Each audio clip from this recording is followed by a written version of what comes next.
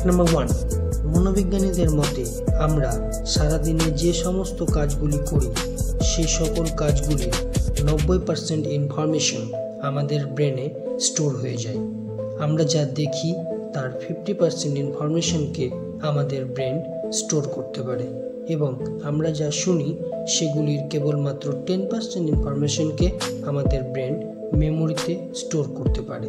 এক কথায় সমস্ত রকম প্র্যাকটিক্যাল কাজগুলিকে আমাদের ব্রেন ভালোভাবে এবং বহুদিন পর্যন্ত মনে রাখতে পারে।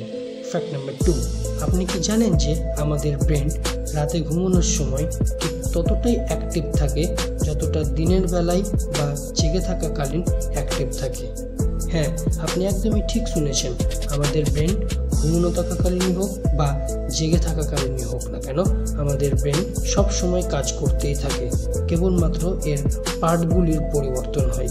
যখন আমরা জেগে থাকি তখন আমাদের কনসিয়াস মাইন্ড অ্যাক্টিভ থাকে এবং ঘুমানো থাকাকালীন আমাদের সাবকনসিয়াস মাইন্ড অ্যাক্টিভ থাকে।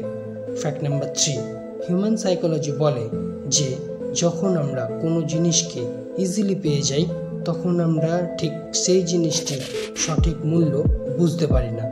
ফ্যাক্ট নাম্বার 4, কিছু কিছু লোক আছে যারা একা ঘুমোতে পছন্দ করেন, কারণ তারা যখন ঘুমোয় তারা নিজেরাই জানেন না তাদের পা কোন দিকে চলে যায় আর মাথা কোন দিকে চলে যায়। কারণ সাইকোলজি বলে যে এই ধরনের ব্যক্তিদের মাইন্ড বাকি লোকেদের তুলনায় অনেকটা পজিটিভ ও ক্রিয়েটিভ হয়ে থাকে এবং এই সমস্ত ব্যক্তিরা অপ্রয়োজনীয় কথা বলতে পছন্দ করে।